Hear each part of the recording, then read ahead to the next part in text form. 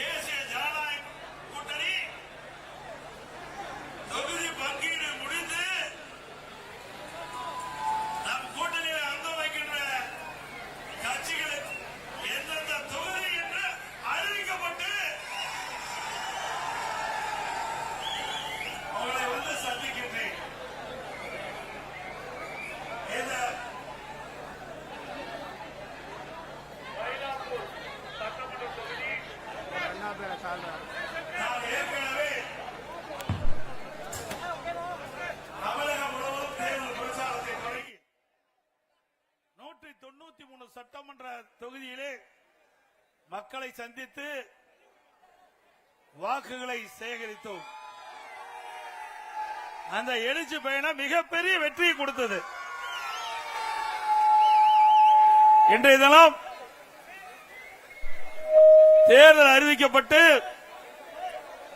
முதலாக மயிலாப்பூர் சட்டமன்ற தொகுதியில் உங்களை சந்திப்பதிலே மிகுந்த மகிழ்ச்சி. இறைவனுடைய அருளால் அனைத்து இந்திய அண்ணா திராவிட முன்னேற்ற கழக தலைமையிலே அமைக்கப்பட்ட தேசிய ஜனநாயக கூட்டணி பெரும்பான்மையான இடங்களிலே வெற்றி பெற்று 210 இடங்களிலே வெற்றி பெற்று அனைத்து இந்திய அண்ணா திராவிட முன்னேற்ற கழகம் அறுதி பெரும்பான்மையோடு அனைத்து இந்திய அண்ணா திராவிட முன்னேற்ற கழகம் ஆட்சி அமைக்கும். திமுக நிலைமை பரிதாபமா இருக்குது. அப்படித்தானே? நம்ம கூட்டணி 3 நாளைக்கு முன்பு நம்முடைய கட்சியுடைய தலைமை அலுவலகத்திலே கூடணும். நம்முடைய கூட்டணியில் அங்கம் வைக்கின்ற கட்சிகளை அழைத்தோம். தேர்தல் நேரத்தில் நம்முடைய கூட்டணி கட்சிக்கு எத்தனை இடங்கள் என்று தேர்வு செய்து அறிவித்தோம். அடுத்த நாள் அனைத்து இந்திய அண்ணா திராவிட முன்னேற்ற கழகத்தினுடைய தேர்தல் அறிக்கையை சிறப்பாக வெளியிட்டோம். நம்முடைய தேர்தல் அறிக்கை மக்களுக்கு நன்மை கிடைக்கக்கூடிய தேர்தல் அறிக்கை. ஒட்டுமொத்த தமிழக மக்களும் நம்முடைய தேர்தல் அறிக்கையை வாசித்து தெரிந்து இன்றைய நமக்கு பாராட்டை தெரிவித்துக் கொண்டிருக்கின்றார்கள். அந்த அளவுக்கு ஒரு சிறப்பான தேர்தல் அறிக்கையை, நாட்டு மக்களுக்கு நன்மை கிடைக்கக்கூடிய தேர்தல் அறிக்கையை அனைத்து இந்திய அண்ணா திராவிட முன்னேற்ற கழகம் வெளியிடப்பட்டுகின்றது. அடுத்தது உடனடியாக அனைத்து இந்திய அண்ணா திராவிட முன்னேற்ற கழகம் நம்முடைய கூட்டணி கட்சியினுடைய தலைவர்களை அழைத்து பேச்சுவார்த்தை நடத்தி எந்தெந்த தொகுதியில் எந்தெந்த கட்சியை போட்டியிடும் என்ற பேசி ஒருமித்த கருத்தோட இன்றைய தினம் நாம் வெளியிட்டிருக்கிறோம். அது மட்டுமல்ல, அனைத்து இந்திய அண்ணா திராவிட முன்னேற்ற கழகம் முதற்கட்ட வேட்பாளர் பட்டியலில் அறிவிக்கப்பட்ட கட்சி அதிமுக கட்சி.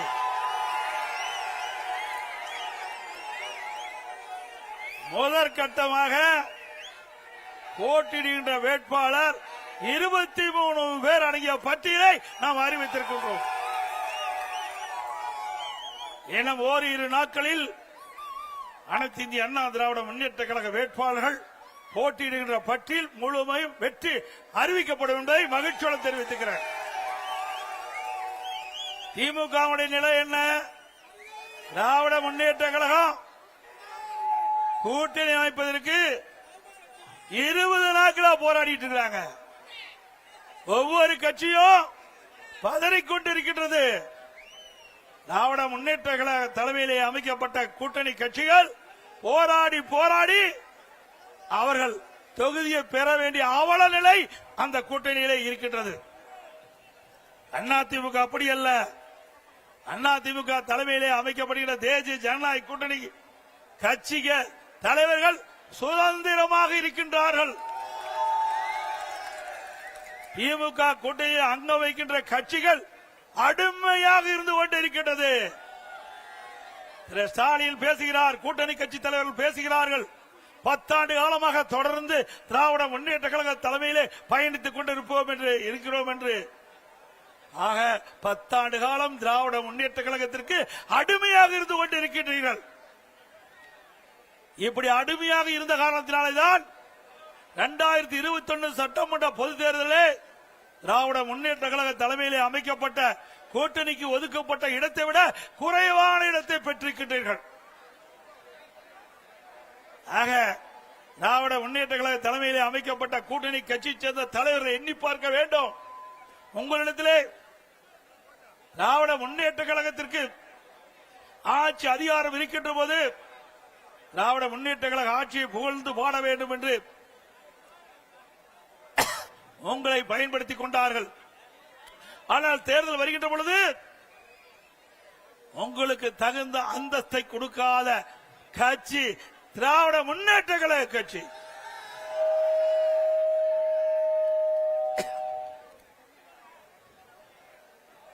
திரு கம்யூனிஸ்ட் கட்சியை சேர்ந்தவர்கள் போராடி போராடி பார்த்தார்கள். அவருடைய கட்சியுடைய நிர்வாகிகள் கூட்டத்தை கூட்டி பார்த்தார்கள். எவ்வளவோ முயற்சி செய்தார்கள். ஆனால் கடந்த தேர்தலில் போட்டியிட்ட தொகுதியை விட குறைவான தொகுதியை தான் பெற்றிருக்கின்றார்கள். அதே போல திருமாவளவன் விடுதலை சிறுத்தை கட்சிகள், திருமாவளவன் தலைமையில் இருக்கின்ற விடுதலை சிறுத்தை கட்சி எவ்வளவோ போராடி போராடி 8 இடங்களில் பெற்றிருக்கிறாங்க. அது ஒரு அங்கீகரிக்கப்பட்ட கட்சியா இருக்குது. அங்கீகாரம் இல்லாத ஒரு கட்சிக்கு அதிக இடம் கொடுத்திருக்கிறாங்க. இதுதான் திமுக. புரிந்து கொள்ளுங்கள். திராவிட முன்னேற்ற கழக தலைமையிலே அமைந்துள்ள கூட்டணிகள் இனியாவது உணர்ந்து கொள்ளுங்கள். உங்களிடத்திலே திராவிட முன்னேற்ற கழக விசுவாசம் கிடையாது. திராவிட முன்னேற்ற கழகத்தை நம்பியவர்கள் நடு ரோட்டிலே விட்டு விடுவார்கள். அனைத்து இந்திய அண்ணா திராவிட முன்னேற்ற கழக தலைமையிலே அமைக்கப்படுகின்ற கூட்டணி கட்சி தலைவர்களுக்கு உரிய மரியாதை கிடைக்கின்ற கட்சி அதிமுக கட்சி.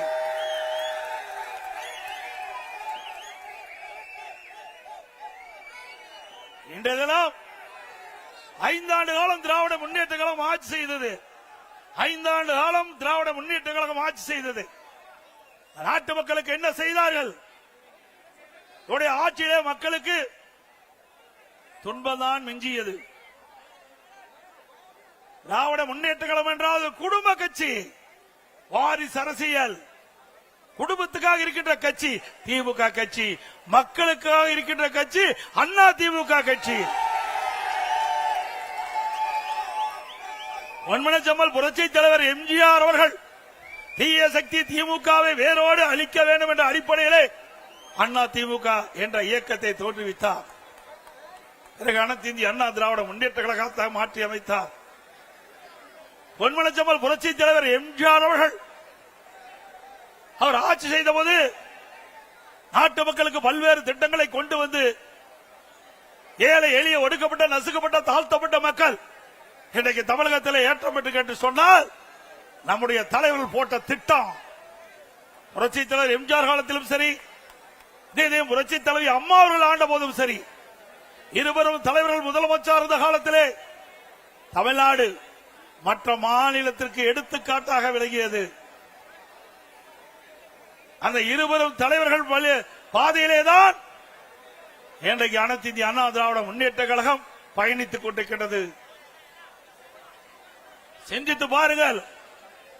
இதே புரட்சி தலைவி அம்மா அவர்கள் தமிழகத்துடைய முதலமைச்சர் இருந்த காலகட்டத்திலே எத்தனையோ திட்டங்களை கொண்டு வந்து நாட்டு மக்கள் நன்மை பெற்றிருக்கின்றார்கள். 5 ஆண்டு திராவிட முன்னேற்ற கழக ஆட்சியிலே இந்த சென்னை மாநகர மக்களுக்கு என்ன செய்தார்கள்? ஒரு துரும்பை கூட கிள்ளி போடவில்லை. அனைத்து இந்திய அண்ணா திராவிட முன்னேற்ற கழக ஆட்சியிலே கொண்டு வரப்பட்ட திட்டங்கள் ஸ்டிக்கர் ஒட்டி அந்த திட்டத்தை கூட முழுமையாக நிறைவேற்றப்படவில்லை. ஆங்காங்கே அதிமுக ஆட்சியில் கொண்டு வந்த திட்டம் முடிவு பெற்று துவக்கி வைத்துக் கொண்டிருக்கிற காட்சிதான் இன்றைய திமுக ஆட்சியிலே பார்க்கப்படுகிறது. மழைநீர் வடிகால் வசதி அனைத்து இந்திய அண்ணா திராவிட முன்னேற்ற கழகத்திலே மாண்புமிகு புரட்சி தலைவி அம்மா தமிழகத்துடைய முதலமைச்சராக இருந்த பொழுது கொண்டு வரப்பட்ட திட்டம் சுமார் 2400 கிலோமீட்டர் தூரம் வடிகால் வசதி செய்து கொடுக்கப்பட்டது. இன்றைக்கு கனமழையால் சென்னை மாநகர மக்கள் பாதிக்கக்கூடாது, பெய்கின்ற மழைநீர் முழுவதும் வெளியேற்றப்பட வேண்டும் என்ற அடிப்படையில் மழைநீர் வடிகால் பணி மேற்கொள்ளப்பட்டது அனைத்து இந்திய அண்ணா திராவிட முன்னேற்ற கழக ஆட்சியிலே. அதிலே 4 பிரிவாக பிரிக்கப்பட்டது. பேஸ் 1, பேஸ் 2 இரண்டும் அண்ணா திமுக ஆட்சியிலே நிறைவேற்றப்பட்டது. பேஸ் 3, பேஸ் 4 ஆட்சி மாற்றம் திராவிட முன்னேற்ற கழகம் ஆட்சிக்கு வந்தது. இதுவரை முழுமையாக வடிகால் வசதி பணிகள் நிறைவேற்றப்படவில்லை. 2 ஆண்டுக்கு முன்பே இன்றைய முதலமைச்சர் திரு ஸ்டாலின் அவர்களும் தமிழக உள்ளாட்சித்துறை நகர்ப்புற வளர்ச்சித்துறை அமைச்சர் அவர்களும் சென்னை மாநகரத்தில் இருக்கின்ற அமைச்சர் பெருமக்களும் எவ்வளவு மழை பெய்தாலும் ஒரு சொட்டு தண்ணீர் கூட சென்னை மாநகரத்திலே தேங்காது என்று குறிப்பிட்டார்கள். நாம் கொண்டு வந்த திட்டம் மழைநீர் வடிகால் பணி அனைத்து இந்திய அண்ணா திராவிட முன்னேற்ற கழக ஆட்சியில் கொண்டு வரப்பட்ட திட்டம். அந்த திட்டத்தை கூட இவர்கள் முழுமையாக நிறைவேற்ற முடியவில்லை. 2 ஆண்டுக்கு முன்பே இந்த திட்டம் நிறைவேற்றப்பட்டு 98% நிறைவேற்றப்பட்டதா ஒரு பச்சை பொய்யை இன்றைய முதலமைச்சர் குறிப்பிட்டார். சென்னை மாநகரத்தில் இருக்கின்ற அமைச்சர்கள் குறிப்பிட்டார்கள். இங்கே இருக்கின்ற மேயர் குறிப்பிட்டார். வடிகால் பணிகள் 98% நிறைவேற்றப்பட்டுள்ளது. எவ்வளவு மழை பெய்தாலும் சென்னை மாநகர மக்கள் பாதிக்கப்பட மாட்டார்கள், ஒரு சொட்டு தண்ணீர் கூட சென்னை மாநகர சாலைகளை தேங்காது என்று இவர்கள் பத்திரிகைகளை வெளியிட்டார்கள். ஆனால் நிலைமை என்ன? இதுவரை இந்த வடிகால் பணிகள் நிறைவேற்றப்பட முடியவில்லை. அதோடு அனைத்து இந்திய அண்ணா திராவிட முன்னேற்ற கழக ஆட்சியில்தான் ஒரு பிரமாண்டமான திட்டத்தை நாம் கொண்டு வந்தோம். மெட்ரோ ரயில் திட்டம் கட்டம் 2 இந்தியாவிலேயே ஒரே திட்டத்திற்கு 63 கோடி ரூபாய் பெற்ற ஒரே அரசு அனைத்து இந்திய அண்ணா திராவிட முன்னேற்ற கழக அரசாங்கம். இதுவரை இந்தியாவிலே ஒரு திட்டத்திற்கு 63 கோடி ரூபாய் 63,000 கோடி மத்திய அரசு அனுமதி வழங்கியது கிடையாது. அனைத்து இந்திய அண்ணா திராவிட முன்னேற்ற கழகம் ஆட்சி செய்த பொழுது அம்மாவுடைய அரசாங்கம் மத்திய அரசோடு இணக்கமாக அணுகி சென்னை மாநகர மக்களுடைய போக்குவரத்து நெரிசலை குறைக்க வேண்டும் என்று இதை புரட்சி தலைவி அம்மா அவர்கள் திட்டமிட்டார்கள். துரதிருஷ்டவசமாக அம்மா அவர்கள் மறைந்தார்கள். அம்மா கொடுக்கப்பட்ட வாக்குறுதியை நிறைவேற்றுகின்ற விதமாக அம்மா போட்ட திட்டத்தை முழுமையாக நிறைவேற்ற வேண்டும் என்ற அடிப்படையிலே மத்திய அரசோடு தொடர்பு கொண்டு மெட்ரோ ரயில் திட்டம் கட்டம் 2 118 கிலோமீட்டர் அந்த ரயில் பாதை அமைக்குவதற்கு அனுமதி பெற்று அந்த திட்டத்திற்காக மத்திய அமைச்சர் மரியாதைக்குரிய உள்துறை அமைச்சர் அமித்ஷா அவர்களை நேரடியாக சென்னைக்கு அழைத்து அடிக்கல் நாட்டிய அரசாங்கம் அதிமுக அரசாங்கம். இந்த திட்டம் முழுமையாக நிறைவேறுகின்ற பொழுது சென்னை மாநகர மக்கள் போக்குவரத்து நெரிசல் இல்லாம பயணம் செய்ய முடியும். இது அதிமுக ஆட்சியுடைய சாதனை. அதிமுக ஆட்சியுடைய சாதனை. சிந்திச்சு பாருங்கள். இப்படி ஏதாவது ஒரு பெரிய திட்டத்தையாவது 5 ஆண்டு காலத்துல இந்த சென்னை மாநகர மக்களுக்கு கொடுத்திருக்கிறீங்களா? இல்ல. எப்பொழுது பார்த்தாலும் கொள்ளை அடிப்பதுதான் ஒரே குறிக்கோள். திராவிட முன்னேற்ற கழகத்துடைய அரசாங்கம் கொள்ளையடிக்கின்ற அரசாங்கமா மாறிவிட்டது. கலெக்ஷன், கமிஷன், கரப்ஷன், இதுதான் தாரக மந்திரம் திமுக. இதைத்தான் அவர்கள் 5 ஆண்டு காலம் செய்தார்கள். மக்களுக்காக எந்த நன்மையும் செய்யவில்லை. எந்த பெரிய திட்டத்தையும் தமிழ்நாட்டு மக்களுக்கு கொடுக்கல, சென்னை மாநகர மக்களுக்கு கொடுக்கல. அது மட்டுமல்ல, அனைத்து இந்திய அண்ணா திராவிட முன்னேற்ற கழகம் ஆட்சி இருக்கின்ற பொழுது இன்றைக்கு புயல் வந்தது. அந்த புயல் வருகின்ற பொழுது மக்கள் பாதிக்கப்படக்கூடாது என்பதற்காக அனைத்து இந்திய அண்ணா திராவிட முன்னேற்ற கழகம் போர்க்கால நடவடிக்கை எடுக்கப்பட்டது. வர்த்தா புயல், கனமழை, இன்றைக்கு சென்னை மாநகரம் முழுவதும் மரங்கள் சாய்ந்தன, மின்கம்பங்கள் உடைந்தன, டிரான்ஸ்பாரம் பழுதடைந்து விட்டது. அப்படிப்பட்ட சூழ்நிலையிலும் அனைத்து இந்திய அண்ணா திராவிட முன்னேற்ற கழகம் விரைந்து, அனைத்து இந்திய அண்ணா திராவிட முன்னேற்ற கழக அரசு விரைந்து செயல்பட்டு மக்களுக்கு எந்த இடையூறும் இல்லாம ஓரிரு நாட்களிலே அந்த மின் தடைகள் எல்லாம் சரி செய்து மக்களுக்கு இயல்பான நிலைக்கு கொண்டு வந்த அரசாங்கம் அதிமுக அரசாங்கம். சென்னை மாநகரத்தில் மட்டும் 2 லட்சம் மரங்கள், 2 லட்சம் குப்பைகள் மாநகராட்சியிலிருந்து அகற்றப்பட்டன. இப்படி மக்களுக்கு பிரச்சனை ஏற்படுகிற போது அந்த பிரச்சனையை தீர்க்கக்கூடிய வல்லமை படைத்த அரசாங்கமா அனைத்து இந்திய அண்ணா திராவிட முன்னேற்ற கழக அரசு விளங்கியது. அண்மையிலே ஓராண்டு என்று நினைக்கின்றேன், ஓராண்டு 2 ஆண்டு இருக்கின்ற நினைக்கின்றேன், சென்னை மாநகரத்தில் வெறும் மழைதான் பொழிந்தது. எல்லா பக்கமும் எல்லா சாலையிலும் தண்ணீர் தேங்கி இருந்தது. அப்பொழுது ஒரு பெண்மணி சாலையிலே நடந்து கொண்டு சென்று கொண்டிருந்த பொழுது அந்த பெண்மணி சொன்னார், ஸ்டாலின் தான் வந்தாரு, ஸ்டாலின் தான் வந்தாரு, நீச்சல் அடிக்க விட்டார். அப்படிப்பட்ட நிலைமைதான் சென்னை மாநகரத்தில் விளங்கிக் கொண்டிருக்கின்றது. இன்றைக்கு ஸ்டாலினுடைய ஆட்சியில குடும்பத்தில் இருக்கின்றவர்கள் அதிகார மையங்கள், 4 அதிகார மையம். 1 முதலமைச்சர் ஸ்டாலின், 2 துணை முதலமைச்சர் உதயநிதி அவர்கள், 3 திரு ஸ்டாலினுடைய மருமகன் சபரீஸ்வரன், 4 திரு ஸ்டாலினுடைய மனைவி மரியாதைக்கு துர்கா அவர்கள். 4 அதிகார மையங்கள் தமிழகத்தை ஆட்டி படைத்துக் கொண்டிருக்கின்றது. இந்த 4 அதிகார மையங்களுக்கும் முடிவு கட்டுகின்ற தேர்தல் வருகின்ற சட்டமன்ற பொது தேர்தல்.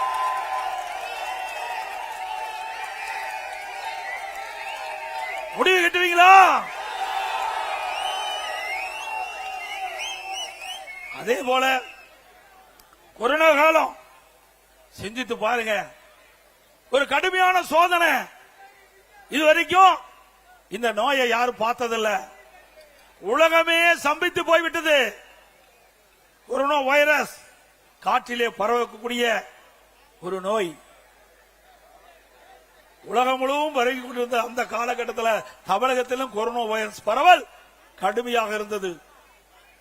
அந்த கொரோனா வைரஸ் பரவல் இன்றைக்கு ஒருவரை தாக்கின்ற பொழுது அதனுடைய அறிகுறி என்ன என்று கூட தெரியாத ஒரு காலகட்டம்.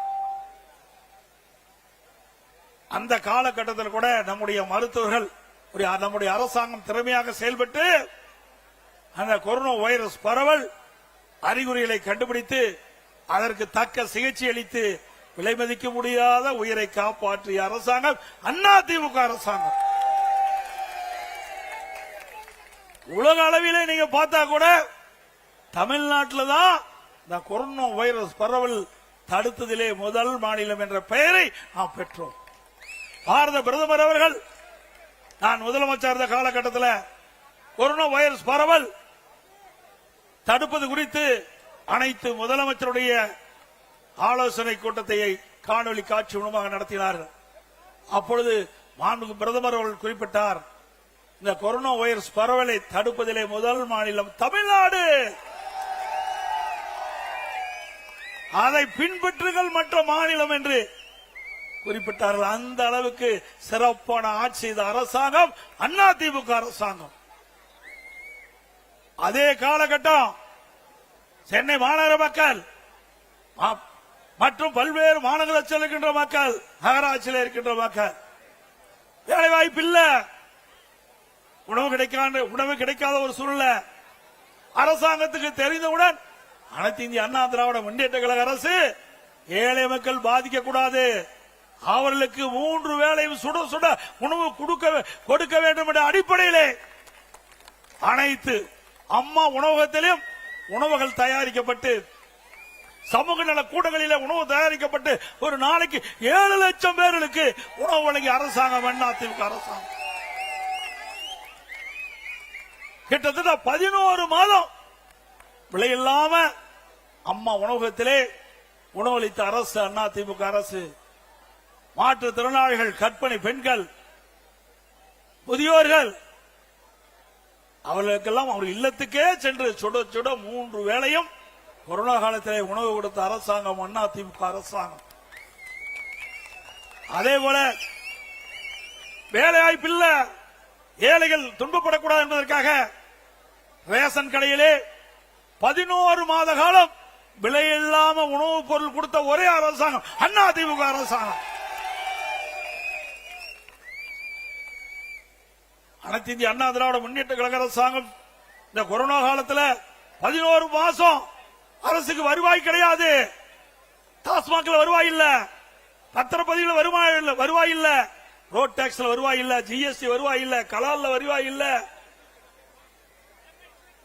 இப்படி வருவாயே இல்லாத காலகட்டத்தில் கூட ஒரு சிறப்பான ஆட்சி கொடுத்த ஒரே அரசாங்கம் அதிமுக அரசாங்கம்.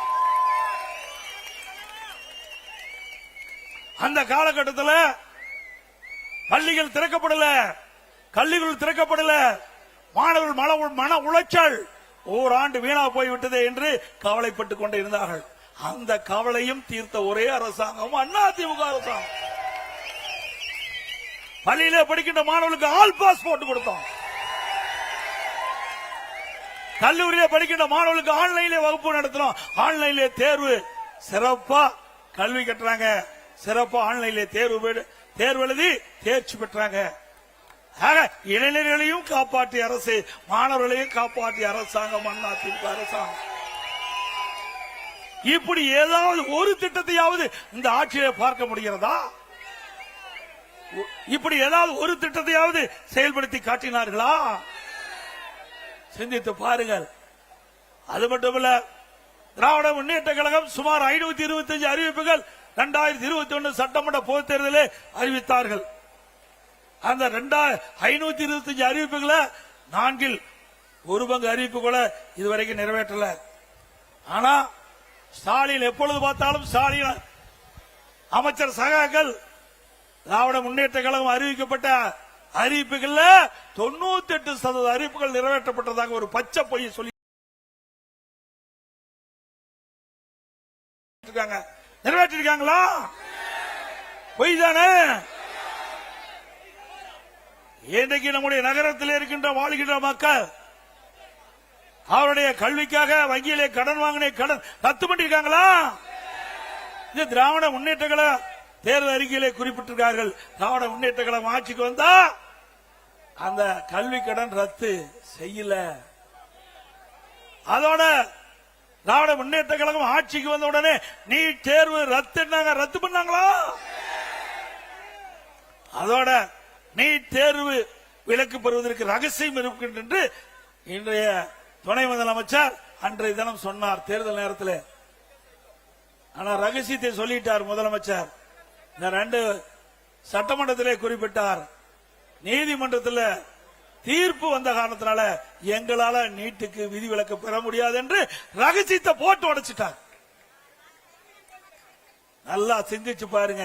2021 சட்டமன்ற பொதுத் தேர்தலில் வீதி வீதியாக இன்றைக்கு இருக்கிற முதலமைச்சரும் அவருடைய மகன் உதயநிதி அவர்களும் வீதி வீதியா பேசினாங்க.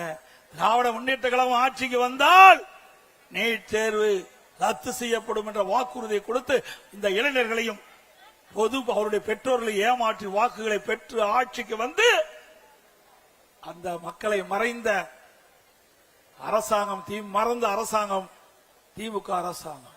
சிந்தித்து பாருங்க, எந்த அறிவிப்பை நிறைவேற்றிக்கிறாங்க? ஒண்ணும் கிடையாது.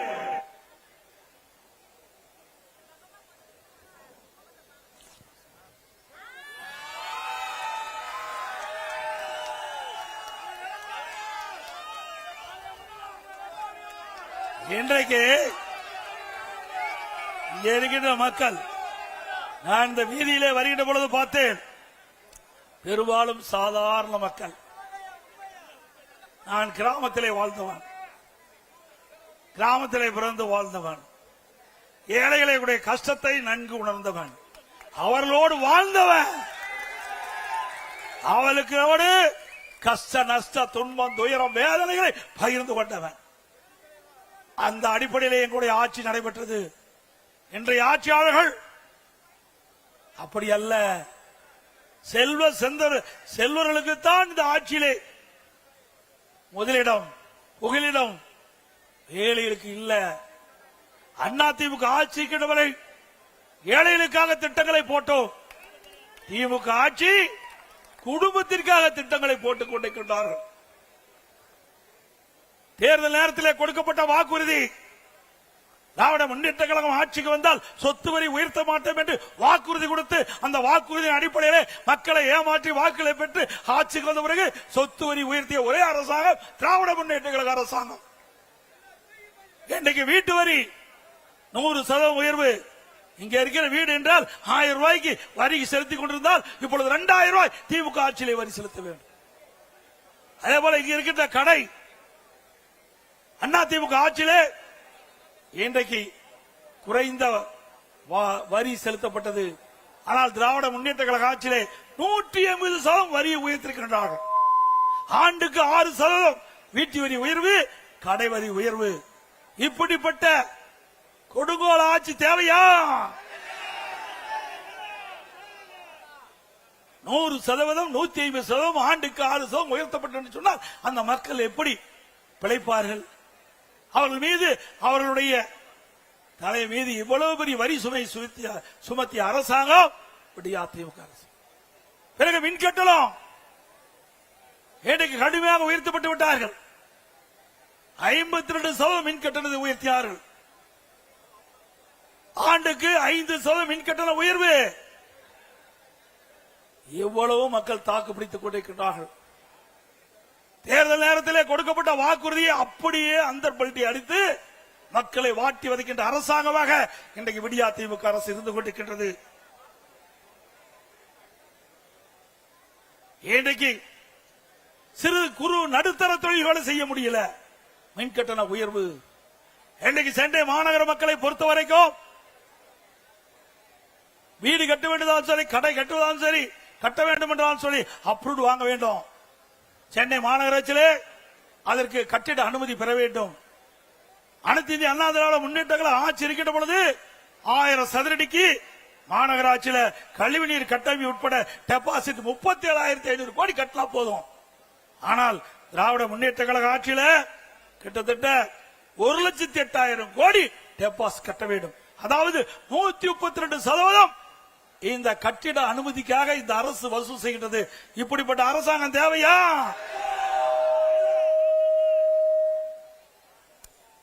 இங்கே சென்னை மாநகர மக்களை பொறுத்த வரைக்கும் அன்றாட வேலைக்கு செல்லக்கூடியவர் பல பேர் இருக்கின்றார்கள். மாத சம்பளம் வாங்கிட்டவர் பல பேர் இருக்கின்றார்கள். பெரும்பாலும் அப்படித்தான் இந்த மாநகரத்திலே வாழ்ந்து கொண்டிருக்கின்ற மக்கள். ஆனால் இந்த ஆட்சி வந்த பிறகு விலைவாசி விண்ணை முட்டுகின்ற அளவுக்கு உயர்ந்து போய்விட்டது. எனக்கு அரிசி விலை அனைத்து இந்திய அண்ணா திராவிட முன்னேற்ற கழக ஆட்சியில பச்சரிசி, சாப்பாட்டு அரிசி 1 கிலோ 40 ரூபாய்க்கு வித்தது. திராவிட முன்னேற்ற கழக ஆட்சியில 1 கிலோ 75 ரூபாய்க்கு விற்கிறது பச்சரிசி. பொன்னி புழுங்கல் அரிசி 1 கிலோ அதிமுக ஆட்சியில 45 ரூபாய். திராவிட முன்னேற்ற கழக ஆட்சியில 1 கிலோ 75 ரூபாய்க்கு விற்கின்றது. இட்லி புழுங்கல் அரிசி 1 கிலோ அனைத்து இந்திய அண்ணா திராவிட முன்னேற்ற கழக ஆட்சியில 30 ரூபாய்க்கு வித்தது. திராவிட முன்னேற்ற கழக ஆட்சியில 1 கிலோ 55 ரூபாய்க்கு விற்கிறது.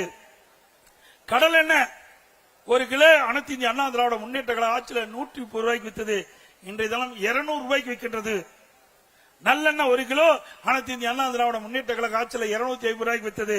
இன்றைக்கு 500 ரூபாய்க்கு விற்குது. துவரம் பருப்பு ஒரு கிலோ அண்ணா திமுக ஆட்சியில் 74 ரூபாய், இன்றைக்கு திராவிட முன்னேற்ற கழக ஆட்சியில் 120 ரூபாய்க்கு விற்குது. உளுத்த பருப்பு ஒரு கிலோ அண்ணா திமுக ஆட்சியில் 79, திராவிட முன்னேற்ற கழக ஆட்சியில் 120. ஆக இப்படி உணவுப் பொருளுடைய விலை மின்னை முற்றுகிட்ட அளவுக்கு உயர்ந்து விட்டது. ஏழை மக்களுக்கு வேலை வாய்ப்பு குறைவு, செலவு அதிகம், வரவு குறைவு. அதனால் மக்கள் படுகின்றார்கள் துன்பம். அதை பத்தி எல்லாம் இந்த அரசாங்கத்துக்கு கவலை இல்லை. இதே அனைத்து இந்திய அண்ணா திராவிட முன்னேற்ற கழக ஆட்சி இருக்கின்ற பொழுது இப்படி அத்தியாவசிய உணவுப் பொருட்கள் விலை ஏறுகின்ற பொழுது இந்த உணவுப் பொருளை கட்டுப்படுத்த விலையை கட்டுப்படுத்த வேண்டும் என்பதற்காக விலை கட்டுப்பாட்டு நிதியம் என்று அதற்கென்று 100 கோடி ரூபாய் கூட்டுறவு அமைப்பிலே நிதி ஒதுக்கீடு செய்யப்பட்டு எந்த உணவுப் பொருள் விலை ஏறியதோ அந்த உணவுப் பொருள் எந்த மாநிலத்தில் விலை குறைவாக இருக்கின்றதோ அங்கே கொள்முதல் செஞ்சு தமிழகத்தை கொண்டு வந்து கூட்டுறவு அமைப்பின் மூலமாக அந்த விலை ஏற்றத்தை தடுத்த அரசாங்கம் அதிமுக அரசாங்கம். இந்த ஏழை மக்களை பாதுகாக்கப்பட்ட அரசாங்கம். ஏழைகள் துன்பப்படக்கூடாது, அதற்காக பல்வேறு நடவடிக்கை எடுத்தோம். அது மட்டுமல்ல, திராவிட முன்னேற்ற கழக அரசு இன்றைக்கு இந்தியாவிலேயே அடிக்கடி முதலமைச்சர் பேசுறார், தமிழ்நாடு தான் முதலிடம், தமிழ்நாடு தான் முதலிடம்.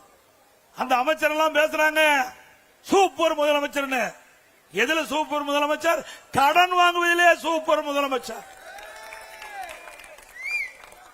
சிந்திச்சு பாருங்க, 5 ஆண்டுல 5 லட்சம் கோடி கடனை வாங்கி இந்தியாவிலேயே கடன் வாங்குவதிலே முதல் மாநிலம் என்ற பெயரை பெற்ற சாதனை படைத்த அரசாங்கம் திமுக அரசாங்கம்.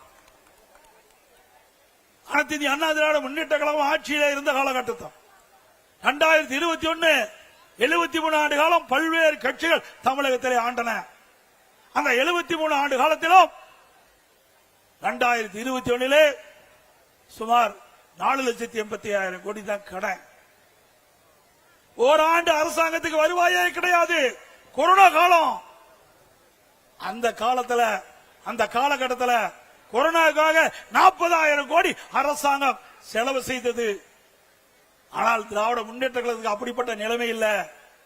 திராவிட முன்னேற்ற கழகம் ஆட்சிக்கு வந்த பிறகு 2020-21 அரசுக்கு வந்த வருவாயை விட 2024-25 திராவிட முன்னேற்ற கழக ஆட்சியில 1,30,000 கோடி கூடுதலாக வருவாய் வந்திருக்குது. ஒரு பக்கம் கூடுதலாக வருவாய், ஆனால் புதிய திட்டங்கள் இல்ல. ஆக இப்படி வருவாய் கூடுதலாக வந்தும் கூட கடன் வாங்குவதற்கு என்ன காரணம்? ஊழல், ஊழல், ஊழல், ஊழல். இன்றைக்கு 5 லட்சம் கோடி கடன் வாங்கி அந்த கடனை எப்படி மக்கள் திருப்பி கட்டுவார்கள் என்பதை எண்ணி பார்க்க வேண்டும். இப்படி கடன் வாங்குகின்ற அரசாங்கம் மீண்டும் தொடர வேண்டுமா?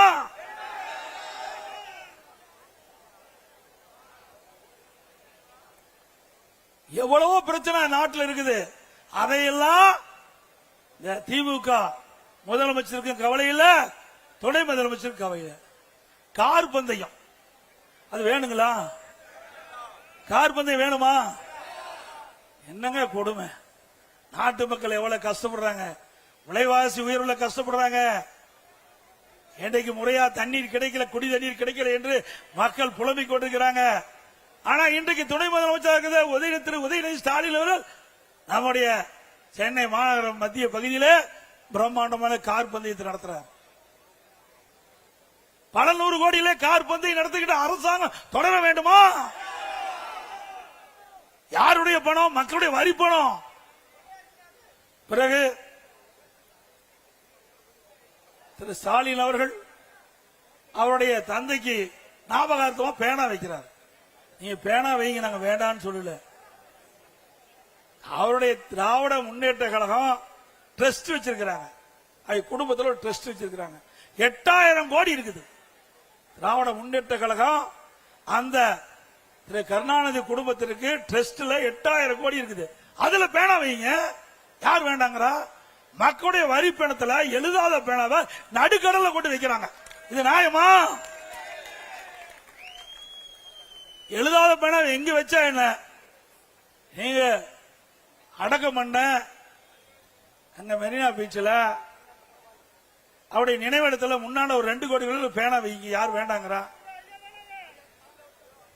திரு ஸ்டாலின் அவர்களே, மக்களுடைய வரி பணத்தை ஊதாரி தனமாக செலவு செய்கின்ற அரசாங்கம் மீண்டும் தொடர வேண்டுங்களா? எல்லாத்துக்கும் மேல இன்றைக்கு திருடர்கள் மக்கள்கிட்ட நகை பிடுங்குவாங்க, பணத்தை கொள்ளையடிப்பாங்க. ஆனா திமுக ஆட்சியில உடல் உறுப்புல திருடுறாங்க, உடல் உறுப்பை திருடுறாங்க. அது யார் திருடுறா? திமுக எம்எல்ஏ. கொடுமை அல்லவா?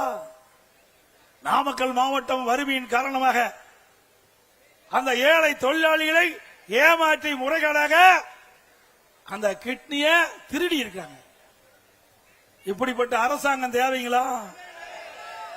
தயவு செய்து இந்த கூட்டத்தில் வந்திருக்கிற நம்முடைய கழக நிர்வாகிகளும் தொண்டராலும் சரி, பொதுமக்களாலும் சரி, உங்களுடைய நண்பர்களாலும் சரி, உறவினராலும் சரி, ஏதாவது திமுக கட்சிக்காரன் நடத்துற மருத்துவமனைக்கு போய் ஏதாவது ஆபரேஷன் பண்ணி இருந்தா மீண்டும் போய் ஸ்கேன் பண்ணி பாத்துங்க. ஏன்னா உள்ளுக்குள்ள இருக்கிற உறுப்பு இருக்குதா இல்லையான்னு பாத்துங்க. இது எதற்காக சொல்லிட்டு சொன்னால், நம்முடைய நாமக்கல் மட்டம் குமராபாளையத்தில் ஒரு பெண்மணி பணத்தை ஆசை காட்டி அதனுடைய கிட்னியை எடுப்பதற்காக அழைச்சிட்டு போய் கல்லீரல் எடுத்துட்டாங்க, கிட்னிக்கு பதிலா. அதனாலதான் நான் சொல்றேன், இது விளையாட்டுக்காக சொல்லிங்க, உண்மையாக திராவிட முன்னேற்ற கழக ஆட்சியிலிருந்து சம்பவம் நடந்திருக்குது.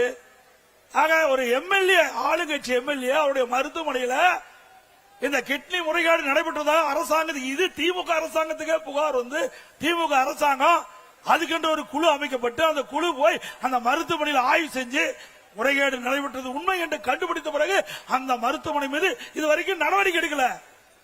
மீண்டும் அனைத்து இந்திய அண்ணா திராவிட முன்னேற்ற கழகம் ஆட்சிக்கு வந்தா இந்த கிட்னி முறைகேட்டில் யாரெல்லாம் ஈடுபட்டார்களோ அவர்கள் மீதுதான் உரிய நடவடிக்கை எடுக்கப்படும்.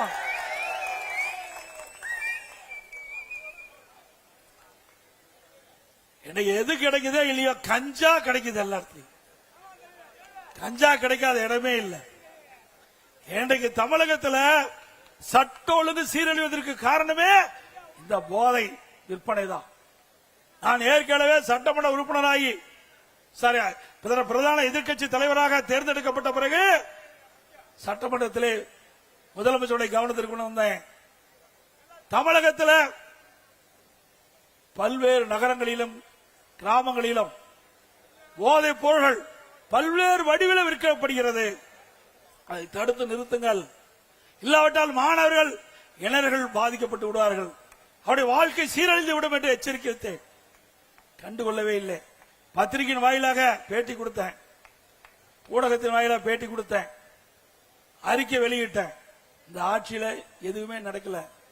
இன்றைக்கு தமிழகத்தில் ஏற்படுகின்ற குற்றங்களுக்கு காரணம் இந்த போதை ஆசாமியால். எங்க பார்த்தாலும் கொலை, கொல்ல, திருட்டு, வழிப்பறிவு, பாலியல் கொடுமை நடக்காதனாலே இல்ல. எல்லாவற்றிற்கும் காரணம் இந்த போதை ஆசாமிகள். இன்றைக்கு தமிழகத்தில் போதைப் பொருள் நடமாட்டம் அதிகரித்து விட்டதை கட்டுப்படுத்த திராணியற்ற அரசாங்கம் மீண்டும் தொடர வேண்டுமா? ஒரு நாடு வளம் பெற வேண்டும், ஒரு நாடு செழிக்க வேண்டும், ஒரு நாடு பொருளாதாரத்தில் ஏற்றப்பட வேண்டும் என்று சொன்னால் சட்ட ஒழுங்கு சிறப்பா இருக்கணும். எந்த ஒரு மாநிலத்தில், எந்த ஒரு நாட்டில் சட்ட ஒழுங்கு சிறப்பா இருக்குதோ அந்த நாடு வளரும். ஆனால் தமிழகம் சீரழித்துக் கொண்டிருக்கின்ற நிலை தமிழகத்திலே பார்க்கப்படுகிறது. இதற்கு காரணம் கையிலாகாத ஒரு முதலமைச்சர் தமிழகத்தில் ஆண்டு கொண்டிருக்கின்ற காரணத்தினாலே இப்படிப்பட்ட நிகழ்வுகள் நடந்து கொண்டிருக்கிறது. அதை தடுக்க வேண்டும் என்று சொன்னால் வருகின்ற சட்டமன்ற பொதுத் தேர்தலில் அனைத்து இந்திய அண்ணா திராவிட முன்னேற்ற கழக தலைமையில் அமைக்கப்படுகின்ற தேசிய ஜனநாயக கூட்டணி மிகப்பெரிய வெற்றி பெற வேண்டும்.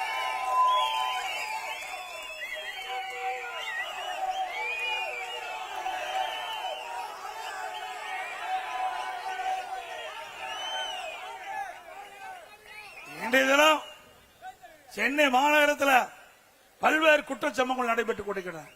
இந்த ஆட்சியாளர் தடுத்து நிறுத்த முடியல. பட்டம் பகல்ல ஒரு கட்சியுடைய மாநில தலைவர் வெட்டி சாய்க்கிறார். இதுவரை உண்மை குற்றவாளிகளை கண்டுபிடிக்க முடியல. அதே போல திருநெல்வேலி காங்கிரஸ் கட்சியுடைய மாவட்ட தலைவர் எரித்து கொல்லப்படுகிறார். இதுவரை கண்டுபிடிக்க முடியல. அது மட்டும் இல்லாம தினந்தோறும் கொலை கொள்ளை சம்பவம் நடந்துகிட்டே இருக்குது. நாங்குநேரியில் பார்த்தா 2 இருசக்கர வாகனத்துல சாலையில சென்றுட்டு இருக்கிறாங்க. ஒரு இடத்துல மக்கள் நின்று கொண்டிருக்கிறாங்க. இந்த போதை ஆசாமிகள் அவங்க வெட்டு சாய்க்கிறாங்க. இப்படிப்பட்ட சம்பவம் தமிழகத்தில் நிலவிக் கொண்டிருக்கிறது. பெண்களுக்கு பாதுகாப்புல இந்த ஆட்சியில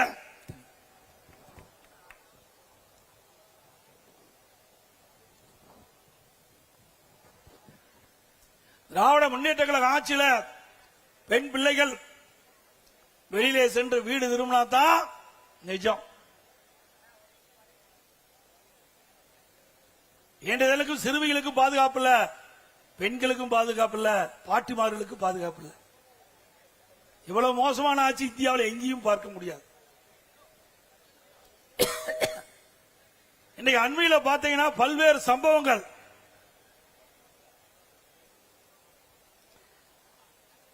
இன்றைக்கு தூத்துக்குடி மாவட்டம் விளாத்திக்குளத்தில்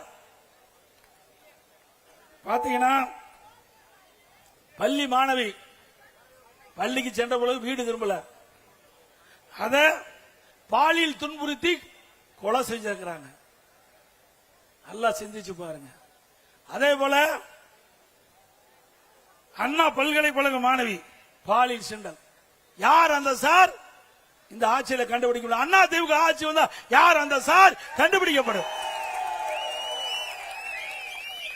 மதுராங்கத்தில் இருசக்கர வாகனத்தில் சென்று கொண்டிருந்த பெண்மணியை கடத்திக்கிட்டு போய் பாலியல் சீண்டல். கோயம்புத்தூர் விமான நிலையத்துக்கு அருகில ஒரு மாணவியும் ஒரு ஆண் நண்பரும் பேசிக் கொண்டிருக்கிறாங்க. காம கொடர்கள் அங்கே சென்று அந்த பெண்மணியை பாலியல் சீண்டலுக்கு உட்படுத்துறாங்க. இப்படி பெண்களுக்கு பாதுகாப்பு இல்லாத ஒரு சூழலை தமிழகத்தில் நிலவிக் கொண்டிருக்கிறது. இன்றைய தினம் தமிழகத்திலே திராவிட முன்னேற்ற கழகம் ஆட்சிக்கு வந்த பிறகு 6999 போச வாக்குகள் பதிவு செய்யப்பட்டிருக்கு சொன்னால் இந்த ஆட்சியிலே சிறுமிகளுக்கு பாதுகாப்பு இருக்குதா என்று சொல்லி எண்ணி பாருங்க. 6999 போக்சோ வழக்குகள் பதிவு செய்யப்பட்டிருக்கு சொன்னால் சிறுமிகளுக்கு இந்த ஆட்சி என்ன பாதுகாப்பு கொடுத்தது என்பதை எண்ணி பார்க்க வேண்டும். 2.5 வயது குழந்தை கிருஷ்ணகிரியிலே இன்றைக்கு பாலியல் சீண்டலுக்கு ஆளாக்கப்பட்டிருக்கிறார். இப்படி ஒரு மோசமான ஆட்சி, மக்களை பாதுகாக்க தவறிய ஆட்சி, குடும்பத்தை மற்றும் வளமாக செல்வ செழிப்பாக இருப்பதற்காக ஆட்சி செய்கின்ற ஒரே அரசாங்கம் திராவிட முன்னேற்ற கழக அரசாங்கம். அப்படிப்பட்ட அரசாங்கத்தை வருகின்ற சட்டமன்ற பொதுத் தேர்தலிலே அவர்களை ஓட ஓட விரட்டி தேர்தல் நேரத்திலே வெற்றி கொடியை நாட்டுவோம் என்ற நேரத்திலே தெரிவித்து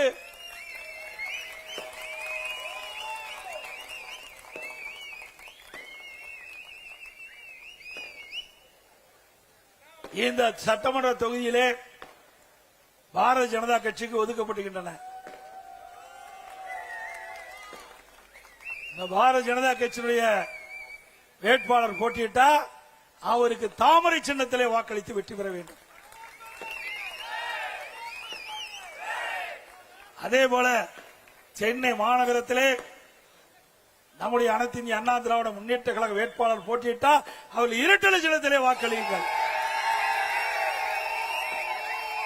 அதேபோல பாட்டாளி மக்கள் கட்சி அவள் போட்டியிடுகின்ற அந்த வேட்பாளருக்கு மாம்பழ சின்னத்திலே வாக்களியுங்கள். அதோடு அம்மா மக்கள் முன்னேற்ற கழகத்தை போட்டியிடுகின்ற வேட்பாளருக்கு குக்கர் சின்னத்திலே வாக்களியுங்கள். ஆக நம்முடைய கூட்டணி கட்சிகள் போட்டியிடுகின்ற தொகுதியிலே இருக்கின்ற வாக்காளர் பெருமக்கள் அந்தந்த கட்சி வேட்பாளருடைய சின்னங்களுக்கு வாக்களித்து அவர்களை வெற்றி பெற செய்ய வேண்டுமாய் இருக்கிற கூப்பி வேண்டி கேட்டு இந்த மிகச் சிறப்பாக எழுச்சியாக முதல் தேர்தல் பிரச்சார கூட்ட நிகழ்ச்சி கலந்து கொண்டுள்ள அனைத்து கழக நிர்வாகிகளுக்கும் நேரத்தில் நன்றி தெரிவித்து அதோடு அனைத்து இந்திய அண்ணா திராவிட முன்னேற்ற கழகம் ஆட்சிக்கு வந்தா இன்றைக்கு எல்லா குடும்பத்தில் இருக்கின்ற நம்முடைய குடும்ப தலைவிக்கு மாதந்தோறும் 2000 ரூபாய் வழங்கப்படும். அதே போல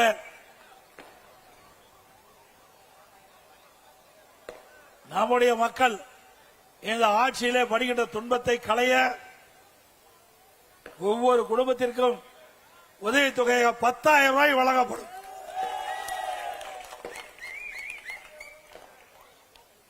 நகர பேருந்தில் தற்போது பெண்கள் கட்டணம் இல்லாமல் பயணம் செய்கின்றார்கள். அதே போல அதிமுக ஆட்சிக்கு வந்த பிறகு ஆண்களும் நகர பேருந்திலே கட்டணம் இல்லாமல் பயணம் செய்யலாம்.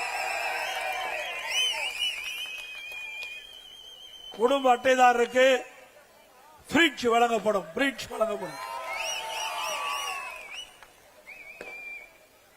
குடும்ப அட்டைதாரருக்கு அதிமுக ஆட்சி வந்தவுடனே விலையில்லா பருப்பு, விலையில்லா எண்ணெய் வழங்கப்படும். சமையல் எண்ணெய். சென்னை மாநகரம் சரி, நகரத்திலும் சரி, கிராமத்திலும் சரி, நம்முடைய பெண்கள் வேலைக்கு செல்வதற்கும், வேலை முடிந்த பிறகு பணி முடிந்த பிறகு வீடு திரும்புவதற்கும் அம்மா இருசக்கரம் வாங்குவதற்கு 5 லட்சம் அம்மா இருசக்கர வாகனம் வழங்கப்படும். பெண்களுக்கு ஒவ்வொரு அம்மா இருசக்கர வாகனம் வாங்குறதுக்கு 25,000 ரூபாய் மானியம் வழங்கப்படும். ஆட்டோ ஓட்டுகின்றவர்கள் ஆட்டோ சங்கத்தில் பதிவு செய்யப்பட்டு புதிய ஆட்டோ வாங்கினா 75,000 ரூபாய் மானியம் கொடுக்கப்படும். முதியோர் உதவித்தொகை உயர்த்தி வழங்கப்படும் 2,000 ரூபாயாக. இன்றைக்கு ஒவ்வொரு குடும்பத்திற்கும் அதிமுக ஆட்சி வந்த பிறகு 3 கேஸ் சிலிண்டர் மானியமாக வழங்கப்படும். நம்முடைய தாய்மார்களுக்கும் பெண்களுக்கும் தீபாவளி பண்டிகை சிறப்பாக கொண்டாடுவதற்கு அவர்களுக்கு பட்டு சேலை வழங்கப்படும். படித்த இளைஞர்கள் வேலைவாய்ப்பிலே பதிவு செய்யப்பட்டு பணி கிடைக்காமல் இருக்கின்ற நம்முடைய இளைஞர் சகோதரர்களுக்கு மாதந்தோறும் பட்டப்படிப்பு படித்தவர்களுக்கு 2,000 ரூபாய் வழங்கப்படும். பிளஸ் 2 படித்தவர்களுக்கு 1000 ரூபாய் வழங்கப்படும்.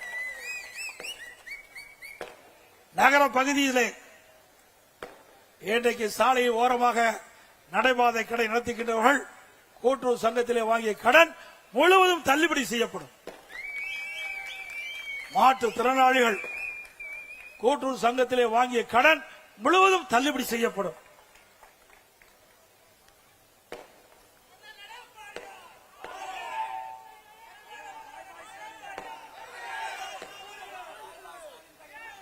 மக்களை காப்போம், தமிழகத்தை மீட்போம். மக்களை தமிழகத்தை ஸ்டாலின் மாடல் அரசு, ஃபெயிலியர் மாடல் அரசு. Bye bye Stalin. இந்த ஆட்சியோட ஸ்டாலினுக்கு பை பை சொல்லிடலாம்.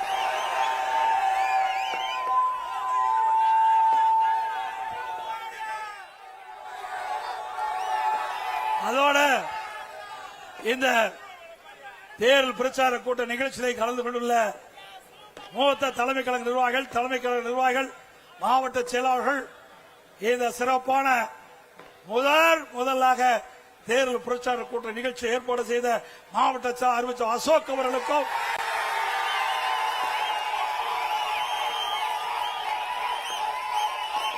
அவருக்கு உறுதுணையாக விளங்கிய பகுதி கழக செயலாளர்களுக்கும், வட்டக்கழக செயலாளர்களுக்கும், கழகத்திலே பல்வேறு பொறுப்புகளின் நிர்வாகிகளுக்கும், இந்த நிகழ்ச்சியிலே திரளாக கலந்து கொண்டுள்ள நம்முடைய அனைத்து இந்திய அண்ணா திராவிட முன்னேற்ற கழகத்திலே பல்வேறு பொறுப்புகள் இருக்கின்ற நிர்வாகிகளுக்கும், நம்முடைய கூட்டணி கட்சி பாரதிய ஜனதா கட்சி மற்றும் பாட்டாளி மக்கள் கட்சி மற்றும் அம்மா மக்கள் முன்னேற்ற கழகம் மற்றும் நம்முடைய கூட்டணியில் அங்க வைக்கின்ற கட்சியுடைய தலைவர்கள், நிர்வாகிகள், தமிழ் மாநில காங்கிரஸ் கட்சியை சேர்ந்த நிர்வாகிகள், தொண்டர்கள், இந்திய ஜனநாயக கட்சியை சேர்ந்த தலைவர்கள், நிர்வாகிகள், புரட்சி பாரத கட்சியை சேர்ந்த நிர்வாகிகள், தொண்டர்கள், புதிய நீதி கட்சியை சேர்ந்த தலைவர் நிர்வாகிகள், தமிழக மக்கள் முன்னேற்ற கழகத்தை சேர்ந்த தலைவர் நிர்வாகிகள், பெருந்தலைவர் மக்கள் கட்சியை சேர்ந்த நிர்வாகிகள், தமிழ் மாநில முஸ்லீம் லீக் கட்சி சேர்ந்த நிர்வாகிகள் மற்றும் கூட்டணியை ஆக்கமைக்கின்ற கட்சிகள், பல்வேறு ஆதரவு தருகின்ற அமைப்புகள், பல்வேறு கட்சியினுடைய நமக்கு ஆதரவு அளிக்கின்ற பல்வேறு கட்சியினுடைய தலைவர்கள், நிர்வாகிகள், தொண்டர்கள் இங்கே வருகை தந்து சிறப்பாக இந்த நிகழ்ச்சியில பங்கு பெற்ற அனைத்து பொதுமக்களுக்கும் வாக்காளர்களுக்கும் நன்றி, நன்றி, வணக்கம்.